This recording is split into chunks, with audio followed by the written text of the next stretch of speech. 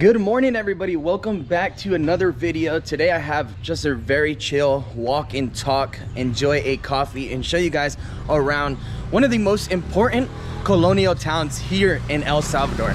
Right now I'm actually in a place called Ataco. Now this place is located right near the border of Guatemala, and honestly it's one of the most touristic towns on this side of the country.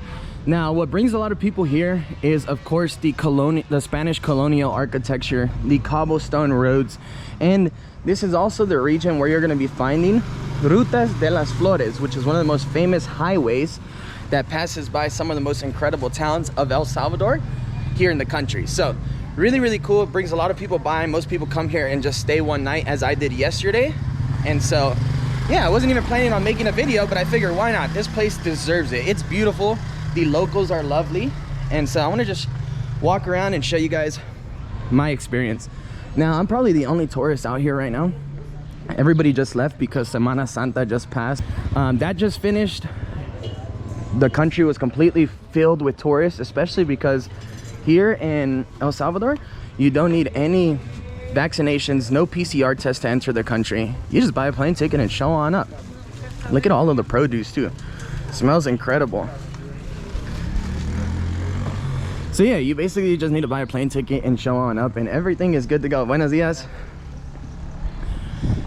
I've only been here, what? It's only been 4 days now. 4 days, and I'm truly impressed. The Salvadorian people are amazing. The food's amazing. Buenos dias. The food's amazing. The people are amazing. The vibes are amazing. And man, I did not expect this, to be honest.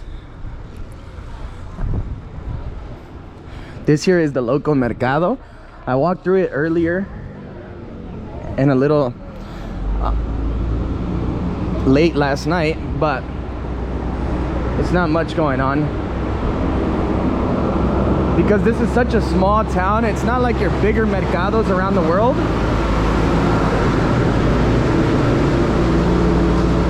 But I wish you guys could smell all of the fresh produce that I'm smelling. It smells incredible. Now some of the most iconic vegetables or fruits that you can find here in El Salvador are like the zapote, bananas, mangoes, also a lot of passion fruit like this, maracuya. Actually, let's buy some of these. Hola, buenas. ¿A cuánto están los maracuyas? ¿Estos a cuánto están? ¿Son granadilla? Oh, granadilla. Ok, ¿me puedes dar como 4, porfa? 4 de esto. ¿Cuántos están? 3 por el dólar. Oh, me das 3, porfa. Y después, ¿no tienes zapote? No, zapotes no. ¿No? No. ¿Peras? ¿Peras? ¿Están buenas las peras? Sí. ¿A cuánto están? A 50. ¿A 50? Ok. Sí, me das una, porfa. Así tengo algo para... Ah, y me das un manguito. Un mango. Yeah. Porfa. I need a mango. So I just got 3 of these, 3 for $1, a pear and a mango. ¿Los mangos de dónde vienen? ¿De aquí, de este lado del país o otro lado? Sí, de este lado. Oh, okay. So the mangoes come from this side of the country. ¿Cuánto te debo? Unos 50. Unos 50. Aquí hay 2. Gracias, feliz día. Le debo. No, está bien así. Está bien.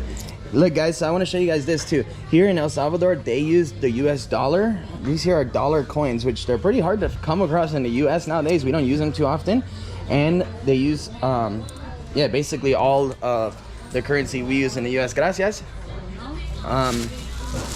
Something super shocking because there's not many places in the world where, you know, a country adopts another country's currency. But here in El Salvador, it's been this way for about 21 years now. So it's been like this for a while. However, the other legal tender in the country is also Bitcoin, which is pretty shocking. It's the first of its kind, the first country to adopt Bitcoin, and it's causing a lot of changes. That's one of the reasons why tourism is starting to boom. People are coming out here because they're very interested in the whole cryptocurrency world, and also because, well, El Salvador has a president right now that's making a lot of change. Let me finish this coffee and I'm gonna set it in this trash. Oh, the only scary part about drinking coffees that you buy on the street is you never know what the water's made out of. But man, dude, I've been doing this for so long that I really don't care about where the water comes from, where the food comes from. I live my moments, and whatever else happens, happens. Like I said, I've had food poisoning one time in 4 years in 65 countries, and I eat, as you guys know, I eat everything off the street, so I'm not gonna change now, you know what I mean? But yeah, so the president here in the country has been making some incredible changes. He's been completely reshaping the country and trying to get rid of, you know, all of those groups of people that make El Salvador look bad in other parts of the world. And that is something great, something beautiful to see, because this country is amazing. It deserves a great reputation. It deserves the tourism. And I hope it just continues to get better. But yeah, this town, it's only a few streets big.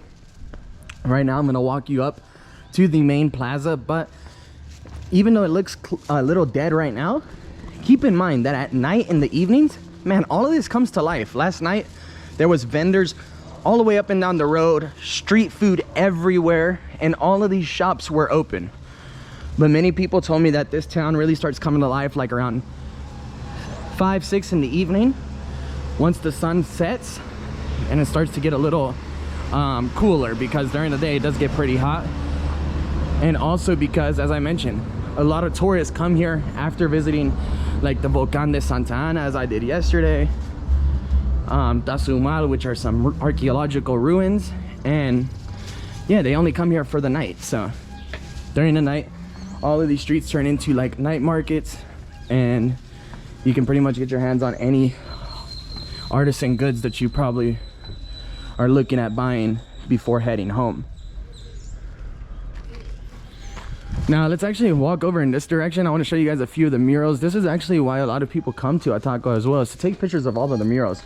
There are murals absolutely everywhere. Actually, check out this one. You got a nice little house, and this is a mango, and then that's the zapote, which is like one of the most how do you say it? It's not the national fruit, but it's a fruit that's extremely common here in the country. You can find them pretty much everywhere, and the people love them. But I want to bring you up over here to this corner, because this is where the main plaza is of the town, and this is also where you're gonna find the most iconic mural in this pueblo.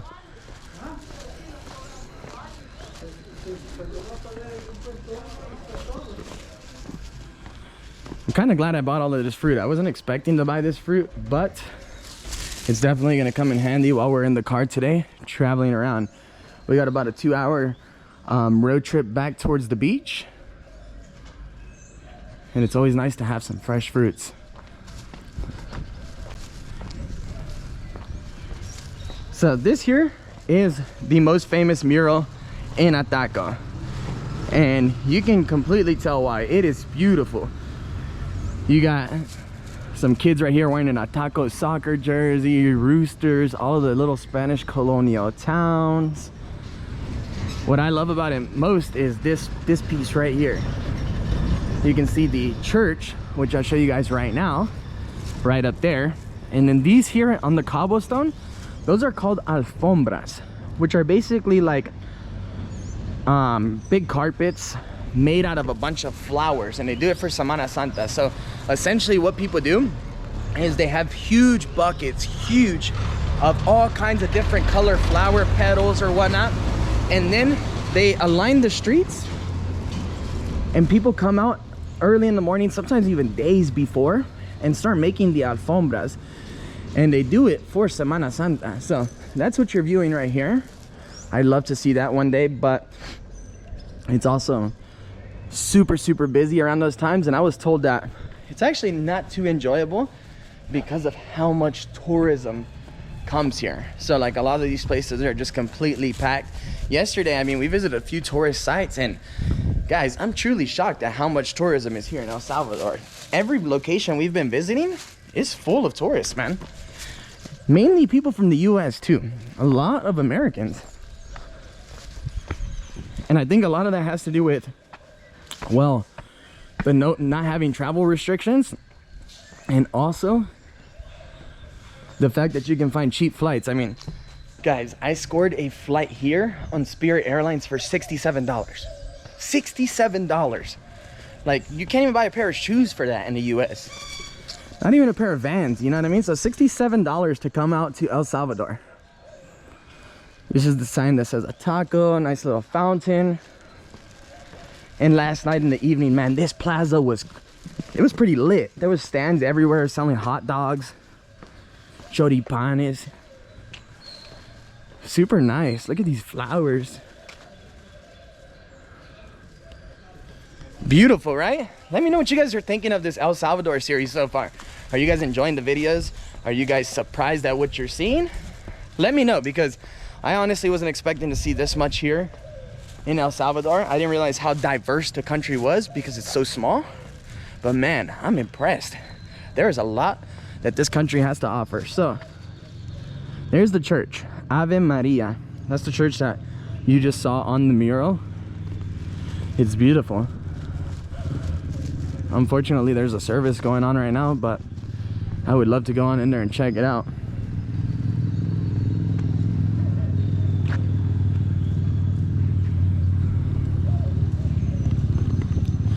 Anyways, guys, I think that's gonna be the end of this little video. I just wanted to walk around, show you guys this little town, tell you guys that it is in fact worth visiting, and you shouldn't miss it. You shouldn't miss out on this side of the country when you're here.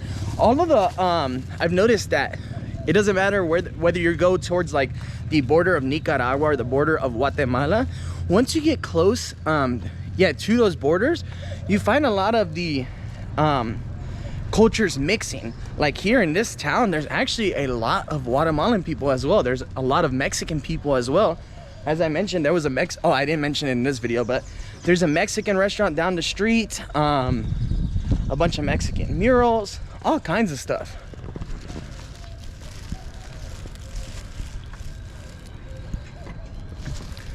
But yeah, guys, thank you so much for joining me on this little walk-in talk. Hope you guys enjoyed it. I hope you guys are enjoying these little raw videos every now and then. I'm trying to throw them out there because it really gives you a feel for a place, you know? Sometimes when you're editing a video, you can easily manipulate the vibes of a place. You can easily change, like, you can make a place look how you want to look when you edit a video. When you're filming these raw videos, what you see is what you get, you know?